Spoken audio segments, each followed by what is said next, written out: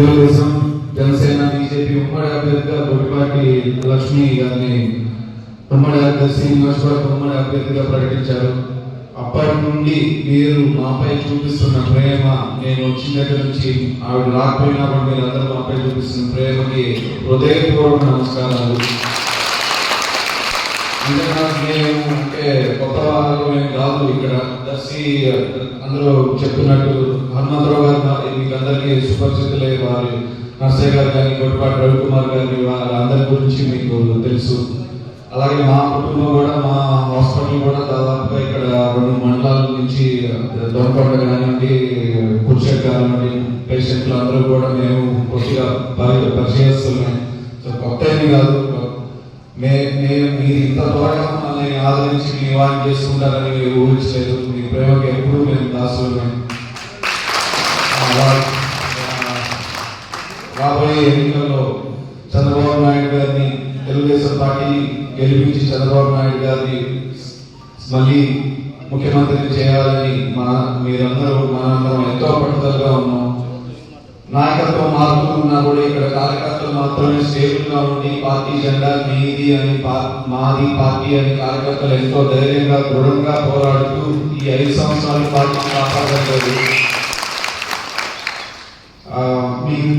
అందరూ చెప్తున్నట్లు మేము మీకు ఏ అపోహలతో మేము ఎక్కడికి మాకు మొదటిసారి చిన్న వయసులోనే ఈ అవకాశం కల్పించింది దర్శి నియోజకవర్గం. దీన్ని మేము మీకు అండగా ఉంటాం, మాకు మీరు అండగా ఉండండి. మేము ఇక్కడే ఉంటాం, మీకు అందరికీ తోడుగా ఉంటాం. ఏ కష్టాలు అయినా, నష్టాలు అయినా, లాభంలో నష్టాలు అన్నింటిలో తోడుగా ఉంటాం. అందరూ ఆదరించండి, ఆశీర్వదించండి. గుడిపాటి లక్ష్మి ప్రతిరోజు మీరు తక్కువ సమయం ఉన్నప్పటికీ మేము సాయశక్తులా మేము పోరాడతాం. మేము పనిచేయాల్సిన దానికన్నా ఎక్కువే పనిచేయాల్సిన 8 గంటలు కాదండి, 6 గంటలకే వచ్చేస్తాం ఊరికి. మీరు రెడీగా ఉండండి. కూడా బాగా కష్టపడతారు. ఆవిడ కూడా చాలా అంటే ఈ స్త్రీల నిపుణులు, ఆపరేషన్స్ అది బాగా చేస్తారు, మంచి చెయ్యి ఉంది. అలాగే మంచి వ్యక్తి. ఆవిడ చూస్తే మీరు అర్థమవుతుంది. మా టైం అంతా కేటాయించి మేము మీకోసమే, మీ ఎలక్షన్ కోసం పోరాడతాం. రేపు 4వ తారీఖు మంచి రోజు జరిగింది. ఆ రోజు ఊరికి రావాలని చూస్తున్నాం. ఆ రోజు నుంచి ఇంకెక్కడే ఉంటాం, దర్శనమే ఉంటాం. నష్టపడి కూడా వెళ్ళాం, ఇల్లు తీసుకుంటున్నాం. ఎక్కడే ఉంది, మీతో పాటు ఉంది. రేపు అందరం కలిసి పోరాటం చేద్దాం.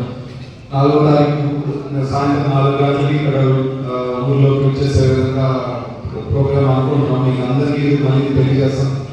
అందరూ జన సమీకరణ చేసుకొని నాయకులందరూ మమ్మల్ని ఆహ్వానించాలని కోరుకుంటూ ఈ అవకాశం ఇచ్చిన అందరికీ థ్యాంక్ యూ.